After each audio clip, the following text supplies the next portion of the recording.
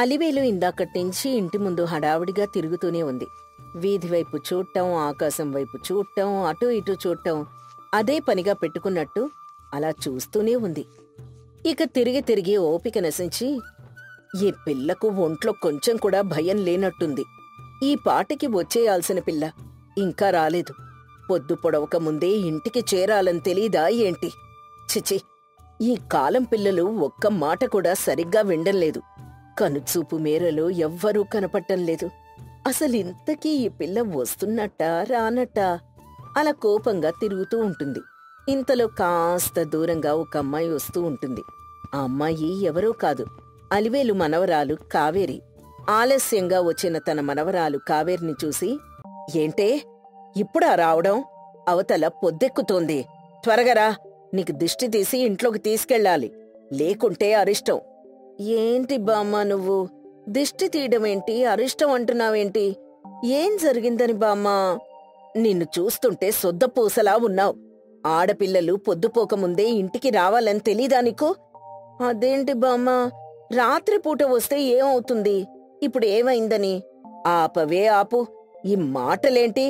గడుసు పిల్లలా ఉన్నావనుకుంటే గాడిద పిల్లలా ఉన్నావేంటి? ముందింట్లోకి రా అంటూ అటు ఇటూ చూసి తన మనవరాలు కావేరికి దిష్టి తీస్తుంది. ఆ తర్వాత ఇంట్లోకి తీసుకెళ్తుంది. మరోవైపు బాగా అలసిపోయి వచ్చిన కావేరి, బామ్మా త్వరగా నాకు అన్నం పెట్టు, ఆకలి దంచేస్తోంది. ఇదే వద్దనేది, వెళ్ళి స్నానం చేసిరా. అసలే పొలిమేర దాటొచ్చావు. స్నానం చేయకుండా నిద్రపోతే ఏ గాలో దయ్యమో సోకినా సోకచ్చు. ముందు స్నానం చేసిరాపో, ఆ తర్వాతే అన్నం వడ్డిస్తాను. అబ్బబ్బా బామ్మా, నువ్వు నీ చాదస్తం కాకపోతేను అంటూ అయిష్టంగానే వెళ్లి స్నానం చేసొస్తుంది కావేరి. ఆ తర్వాత తినడానికి ఓ 2 రకాల పళ్ళు, కాస్త పాలు, గుప్పెడు గింజలు ఇస్తుంది. వాటిని చూసి తెల్లమొహం వేస్తుంది కావేరి. ఇదేంటి బామ్మా, వీటిని తినాలా? అన్నం వండలేదా? కూరలు చేయలేదా? చెప్పుంటే నేను ఊరి నుంచి తీసుకొచ్చేదాన్ని కదే. ఏంటే నువ్వు తిండి గతిలేని దాన్ని అనుకున్నావా? ప్రతిరోజు రాత్రిపూట పళ్ళు, గుప్పెడి గింజలు, కాస్త పాలు తాగితే చాలు, అదే శ్రేష్టం. దానివల్ల ఆరోగ్యం కూడా చాలా బావుంటుంది. ఇదేం కర్మరా బాబు, పోయి పోయి బామ్మ దగ్గర చిక్కుకున్నాను. ఏదో సెలవులిచ్చారు కదా అని మా అమ్మ నన్ను ఇక్కడికి పంపింది. తీరా ఇక్కడికొచ్చాక నువ్వు నాకు నరకం చూపించేలా ఉన్నావు కదే. నీ భయానికే మా అమ్మ ఈ ఊరికి రానట్టుంది. ఏంటి ఆ మాటలు? బుద్ధిగా తిను, అతిగా మాట్లాడుకు. మీ అమ్మ నిన్నెలాగైనా పెంచని, నేను మాత్రం సంప్రదాయబద్ధంగా సంస్కారవంతంగా పెంచుతాను. వచ్చినప్పటినుంచి చూస్తున్నాను. ఏంటే నువ్వు? ఆ బట్టలేంటి, ఆ మొహమేంటి, ఆడపిల్లలా ఉన్నావా నువ్వు? ఎంత సంస్కారంగా ఉండాలి ఆడపిల్లలంటే, ఎంత వినయంగా ఉండాలి. అబ్బా ఆపవే తల్లి, నేను వీటిని తినేస్తానులే, ఉండు అంటూ చకచక అలివేలు పెట్టిన పండ్లు, గింజలు తినేస్తుంది కావేరి. ఆ తర్వాత పాలు కూడా చకచక తాగేసి నిద్రపోవడానికి వెళ్ళిపోతుంది.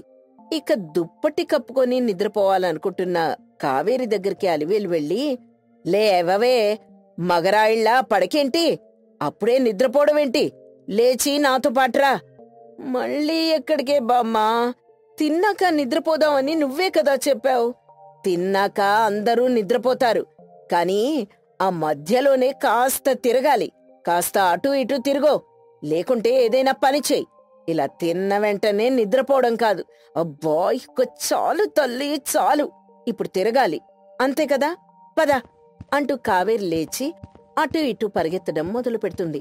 అలా తిరిగి తిరిగి అలసిపోతుంది. నిద్ర మత్తు కాస్త పారిపోయింది కదే, ఇప్పుడు ఎలా పడుకోను? ఎలా పడుకోనునా? కళ్ళు మూసుకొని పడుకోవాలి అంటూ అలివేలు అనగాని ఏడుపు మొహం పెట్టి దుప్పటి కప్పుకుంటుంది కావేరి. అలా రాత్రి గడుస్తుంది. మరుసటి రోజు తెల్లవారుజామునే కావేరిని నిద్ర లేపుతుంది అలివేలు. అమ్మా, కాసేపు పడుకోనివ్వవే, ఇంత త్వరగా లేచి నేనేం చేయాలి? లేవవే, అవతల సూరయ్య వచ్చేస్తాడు, లే, ఆయన వచ్చేలోపు మనం లేచి స్నానాలు చేసుకోవాలి. అలివేలు అలా అనగానే టక్కన లేచి కూర్చుంటుంది కావేరి. ఆశ్చర్యంగా మొహం పెడుతూ, సూరయ్య ఎవరే? మన ఊరి పెద్ద మనిషా? నువ్వే చూద్దువుగాని ముందు స్నానాలు గట్రా ముగించుకునిరా. అదిగో ఆ బావిలో నీళ్లు తోడి కళ్ళాపి చల్లు. ఆ తర్వాత మరోసారి నీళ్లు తోడి స్నానం చేసేయ్, సరేనా? ఈలోపు నేను కూడా తయారైపోతాను అంటూ అలివేలు వెళ్తుంది. ఇక తన బామ్మను తిట్టుకుంటూ కావేరి ఇంటి ముందు కళ్ళాపి చల్లి ముగ్గులు వేస్తుంది. ఆ తర్వాత నీళ్లను తోడి ఆ చన్నీటితో స్నానం చేస్తుంది. ఇక అలివేలిచ్చిన బట్టలు వేసుకుంటుంది. మరోవైపు అలివేలు కూడా తయారై అక్కడికొస్తుంది. ఇప్పుడు చూడు, ఈ బట్టల్లో ఎంత లక్షణంగా ఉన్నావో. సరే పద, గుడికి వెళ్ళొద్దాం. గుడికా? ఇప్పుడా? అవునే పిచ్చిమొహమా, గుడికెళ్ళి ఆ దేవుడికి మొక్కుకుందాం పద, లేకుంటే సూరయ్య వచ్చేస్తాడు. ఇక అలివేలు అలా విసిగించేసరికి కావేరి ఏడుపు మొహం పెట్టుకుని బామ్మ వెంట నడుస్తుంది. గుడికి వెళ్లి తిరిగి వస్తూ ఉండగా సూర్యోదయం అవుతుంది. సూర్యకిరణాలు పడగానే, పొద్దున్నుంచి అడుగుతున్నావు కదా, అదిగో సూరయ్య వచ్చాడు చూడు. ఏంటి, సూరయ్య అంటే సూర్యుడా? నేనింకా ఈ ఊరి పెద్ద మనిషేమో అనుకున్నాను కదే, నీ దుంపతెగా. ఇక నువ్వు ఇంటికెళ్ళు, ఈలోపు నేనొచ్చేస్తాను. ఎక్కడికే నువ్వు? ఒంటరిగా ఎక్కడికెళ్తున్నావు? మూలికలు తీసుకురావాలి. ఈ ఊరికి నేనే వైద్యురాల్ని కదా. చిన్నప్పుడెప్పుడో ఇక్కడికొచ్చావు, మళ్ళీ ఇన్నేళ్లకొస్తున్నావు. పోను పోను నీకు నా గురించి అంతా తెలుస్తుందిలే.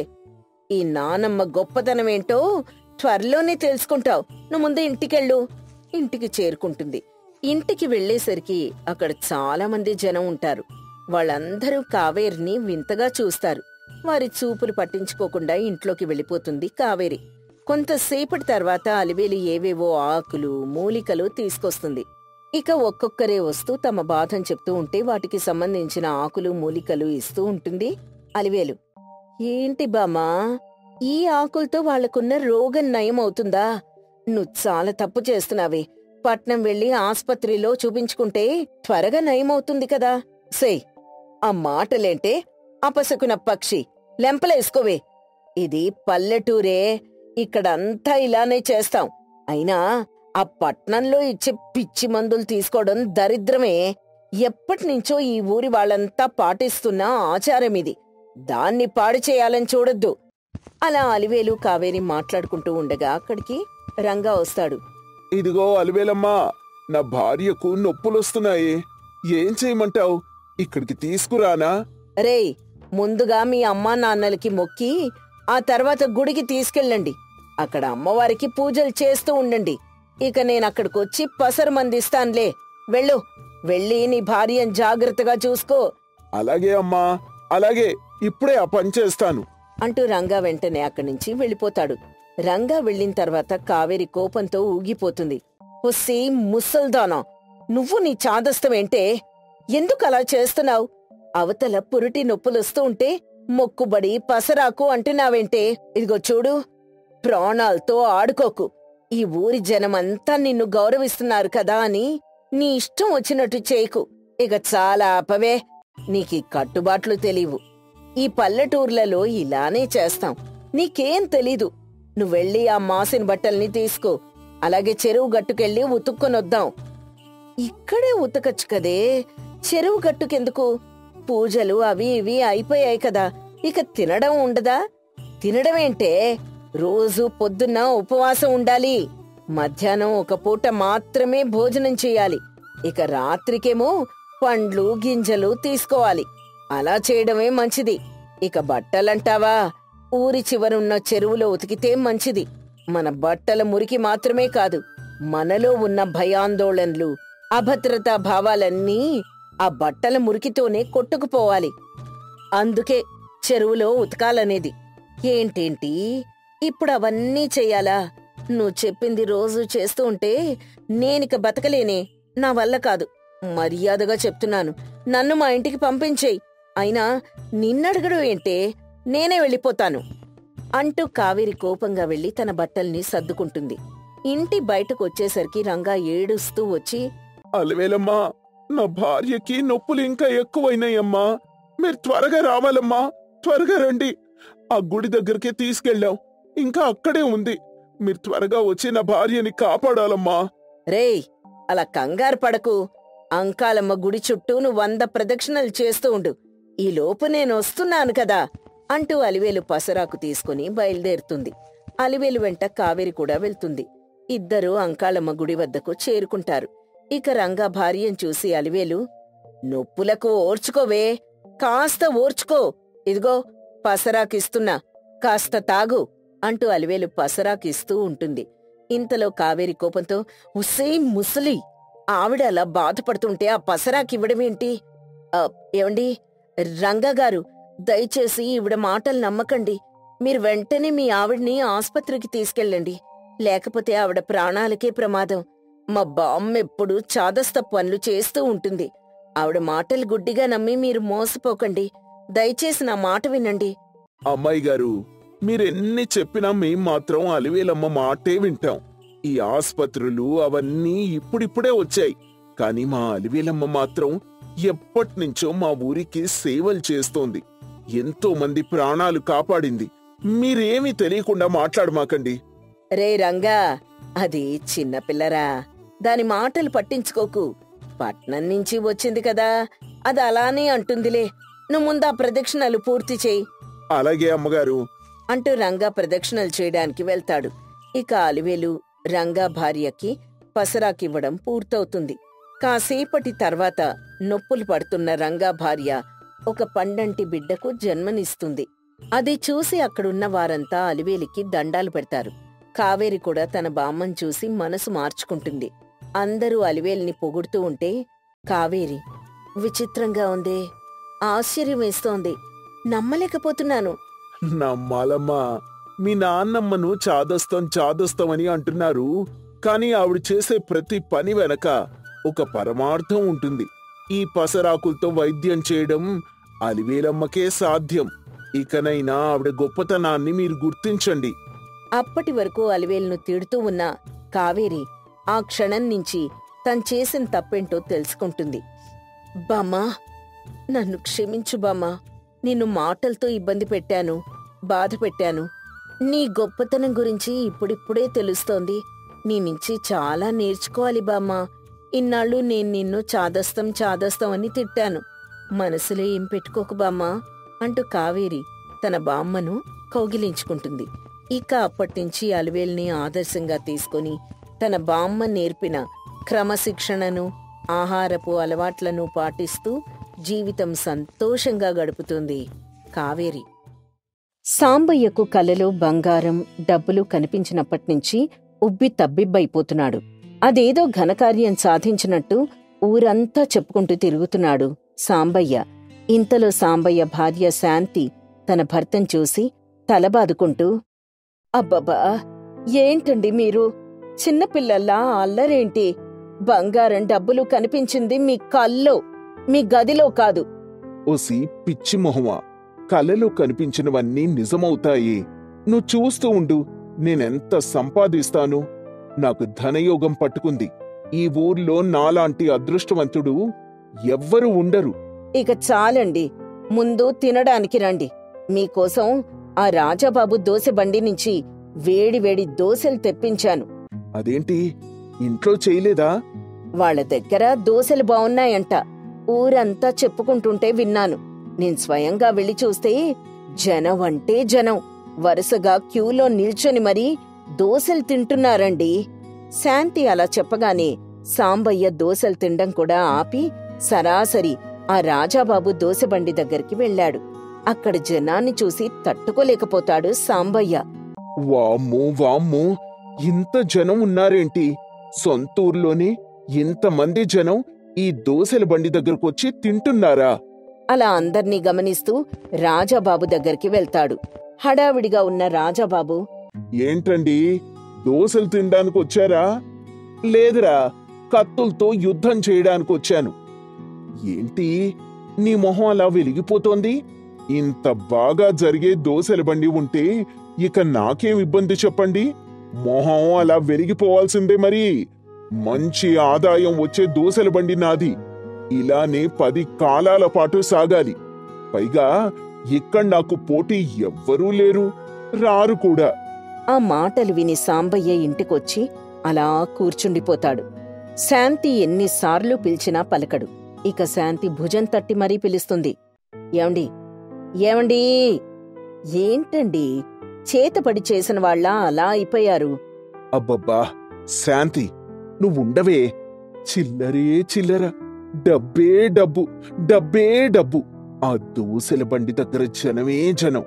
ఆ రాజాబాబుకి డబ్బే డబ్బే. వాడి వ్యాపారం అలా జరగడానికి కారణమేంటో తెలుసా నీకు? మంచి రుచి ఆ దోసెల బండి దగ్గర ఏది తిన్నా చాలా రుచిగా ఉంటుంది, అదే కదా? కాదే, ఆ చుట్టుపక్కల వాడికి పోటీ ఎవ్వరూ లేకపోవడం. అందుకే వాడికి అలా సాగుతోంది. ఇక నేను సమయం వృధా చేయను. వెంటనే వాడికి పోటీగా అక్కడ నా దోసెల బండిని పెట్టేస్తాను అంటూ సాంబయ్య చకచకా ఏర్పాట్లన్నీ చేసేస్తూ ఉంటాడు. వారం రోజుల్లో రాజాబాబుకి పోటీగా అక్కడ సాంబయ్య దోసెల బండిని ప్రారంభిస్తాడు. కాని ఎవ్వరూ అక్కడికి వెళ్లరు. రాజాబాబు దోసెల బండి దగ్గరికే వెళ్తూ ఉంటారు. వచ్చిన వాళ్లు కూడా రుచి అంతగా బాలేదని రాజాబాబు దగ్గరికే వెళ్తూ ఉంటారు. ఈ వెధవలేంటి శాంతి, కొత్తగా దోసెల బండి పెట్టాను కదా, కాస్త రుచి ఎలా ఉంటుందో అని కూడా చూడరు. ఆ వెధవ రాజాబాబు దగ్గరికే వెళ్లి తింటూ ఉంటారేంటి? నేనందుకే చెప్పానండి, అలా తొందరపడి చేసేయకూడదు ఏదైనా. ఆ రాజాబాబు పైన అసూయతో వాడికంటే ఎక్కువ డబ్బులు సంపాదించాలని దోసెల బండి పెట్టారు. వాళ్లతో పోటీ పడేలా రుచి కూడా ఉండాలి కదా. అనుభవం లేని వాట్లోకి దిక్కండి అని చెప్పినా మీరు వినిపించుకోరు. అబ్బా, పుంట మీద కారం చల్లి మాటలొద్దే. ఏదైనా ఉపయోగపడే మాట చెప్పు. అయితే మీ బండి దగ్గర దోసెల ధరలు కాస్త తగ్గించండి, అప్పుడైనా వస్తారేమో చూద్దాం. అలా చెప్పావు, బావుంది అంటూ సాంబయ్య మరుసటి రోజు నుంచి తన దోసెల బండి వద్ద ధరలు తగ్గిస్తాడు. అలా ధరలు తగ్గించినా లాభం మాత్రం ఏవీ ఉండదు. రాజాబాబు దోసెల బండి వద్దకే అందరూ వెళ్తూ ఉంటారు. దీంతో సాంబయ్యకి తీవ్ర నష్టం జరుగుతుంది. పెట్టిన డబ్బంతా వృధా అయిపోతుంది. ఇక ఆ బాధతో నెత్తిపై తడిగుడ్డ వేసుకుని ఏడుస్తూ ఉంటాడు సాంబయ్య. దేవుడా, నాకెందుకిలా చేశావు తండ్రి? ఓ దేవుడా, నేనేం పాపం చేశానయ్యా? నష్టాలొచ్చాయి నాకు. ఆ ఏడు పాపండి. చేతులు కాల్చుకున్నాక ఏడ్చి ఏం లాభం చెప్పండి? ప్రశాంతంగా వ్యవసాయం చేసుకోవచ్చు కదా. మీరు వ్యవసాయం చేసి ఇప్పటికే చాలా డబ్బు సంపాదించారు. అదే కదా మీ వృత్తి. దాన్నొదిలిపెట్టి వేరేవెందుకు చేస్తారండి? నువ్వుండవే, ఎప్పుడు చూడు అడ్డుమాట చెప్తూ ఉంటావు. ఆ వ్యవసాయంలో ఏముంటుంది చెప్పు? చెమటలు కార్చుకుంటూ ఆ ఎండలో ఎండాలి. వర్షాలు పడితే ఒకలాగా, వర్షాలు పడకుంటే ఇంకోలాగా ఉంటుంది. ఎప్పుడు అలా కష్టపడ్డం నా వల్ల కాదే. నేను త్వరగా పైకి ఎదగాలి, వెంటనే డబ్బులు సంపాదించాలి. అంతా ఇంత కాదు, బీరువా నిండిపోయేంత డబ్బు సంపాదించాలి. అలా అనుకుంటూ సాంబయ్య నిద్రలోకి జారుకుంటాడు. మరుసటి రోజు ఉదయాన్నే కూరగాయలమ్మే కనకం వీధిలో వెళ్తూ ఉంటుంది. కనకాన్ని ఆపిన శాంతి, ఏమే, కూరగాయల ధరలు ఎట్లున్నాయి? టమోటా 50 అండి, ఉల్లిపాయ 100, గోంగూర 30, చిక్కుడు 30. ఆపవే ఆపు, ఆ ధరలేంటి అలా ఉన్నాయి? మేవూ బతకాలి కదమ్మా. మీకిష్టం ఉంటే తీసుకోండి, లేకుంటే మానేయండి. ఈ లెక్కను చూస్తే నెలకు నువ్వు భారీగానే సంపాదిస్తూ ఉంటావు కదా కనకం. ఏముందమ్మా, 1,00,000-1,50,000 రూపాయల వరకు సంపాదిస్తా, అంతే. కనకం అలా అంటూ ఉండగా ఇంట్లో నుంచి పరుగు పరుగున సాంబయ్య వచ్చి కనకం చెప్పే మాటలు వినడం మొదలు పెడతాడు. కనకం చిల్లర లెక్క పెడుతూ ఉంటే సాంబయ్యకు మరోసారి ఆశ పుడుతుంది. ఇక ఇంట్లోకొచ్చి చాలా హుషారుగా, ఇదిగో శాంతి, రేపట్నుంచి నేనేం చేస్తానో చూడవే. మన దశ తిరిగిపోయేలా చేయబోతున్నాను.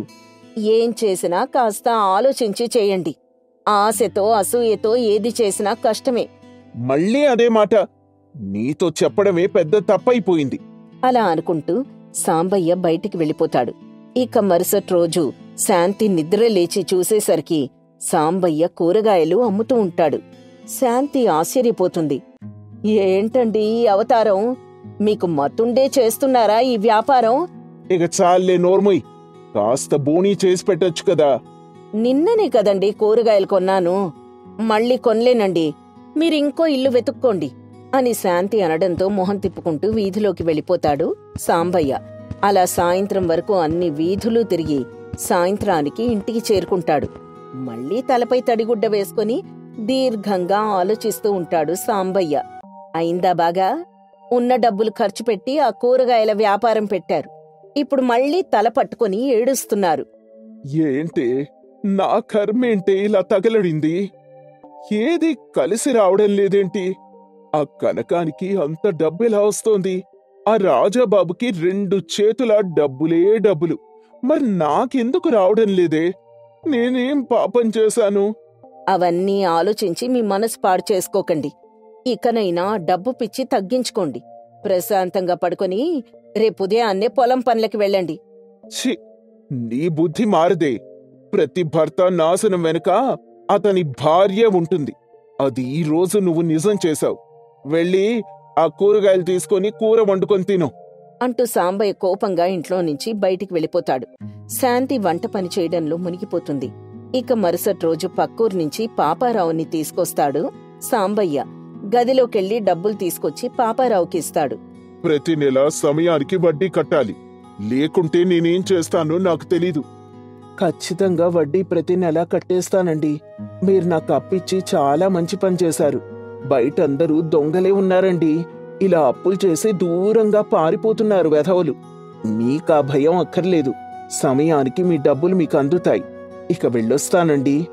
అలాగే, క్షేమంగా వెళ్ళి ప్రతి నెల వడ్డీ డబ్బులతో రండి అంటూ సాంబయ్య ఇంటికొచ్చిన పాపారావుని పంపించేస్తాడు. అది చూసిన శాంతి కోపంతో, రాత్రి నా నగలు తీసుకెళ్లారు కదా, ఏం చేశారు?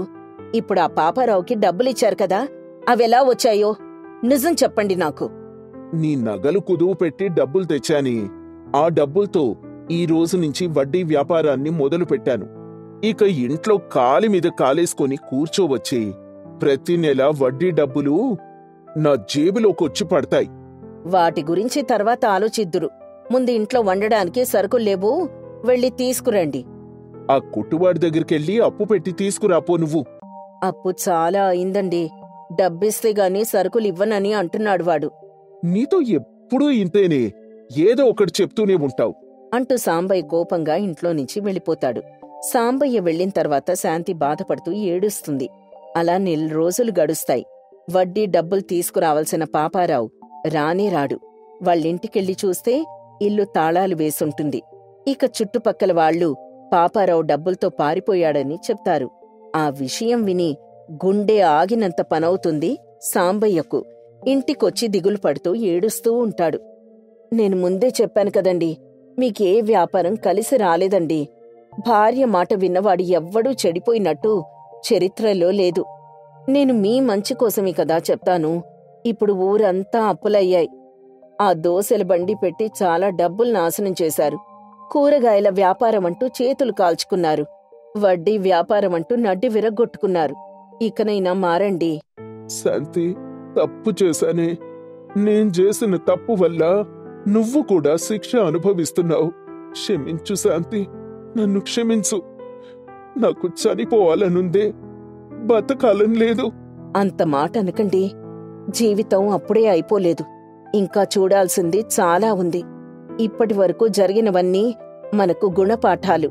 వాట్నుంచి మనం నేర్చుకుని ముందుకు పోవాలండి. డబ్బు మీద ఆశతో, అసూయతో, ద్వేషంతో బతికిన నాకు ఆ దేవుడు మంచి గుణపాఠమే నేర్పించాడే. ఇకపై ఆ తప్పులు చేయను. నువ్వు చెప్పినట్టుగానే నాకొచ్చిన పనే చేస్తాను. మళ్ళీ వ్యవసాయం చేస్తాను. డబ్బు మీద ఆశతో ఏం చేసినా అది మంచి ఫలితాన్నివ్వదండి. అసూయ, ద్వేషం ఎవ్వర్నీ మనిషిలా బతకనివ్వవు. ఇప్పటికైనా మంచి విషయం చెప్పారు. అందరికీ ఎలాగోలా నచ్చజెప్పుకుందాం. అప్పుల వాళ్లను మరికొంత గడువు అడుగుదాం. మళ్ళీ మన పనులు మనం చేసి ముందులా దర్జాగా బతుకుదామండి. పదండి, ఏదైనా తిందురు ముందు అంటూ సాంబయ్యని తీసుకెళ్తుంది శాంతి. అలా తన తప్పు తను తెలుసుకొని గుణపాఠాల్నించి పాఠం నేర్చుకుని జీవితంలో మరో ముందడుగు వేస్తాడు సాంబయ్య. ఆయనకు బాసటగా నిలుస్తుంది శాంతి. అలా కొన్నాళ్లపాటు వారు వ్యవసాయం చేసి అప్పులన్నీ తీర్చేస్తారు. మునుపట్ల రాజాబాబు దగ్గర దోసెలు తింటూ, కనకం దగ్గర కూరగాయలు కొంటూ, సంతోషంగా బతుకుతారు. చేసిన తప్పులు మళ్ళీ చేయకుండా ఆనందంగా జీవిస్తారు.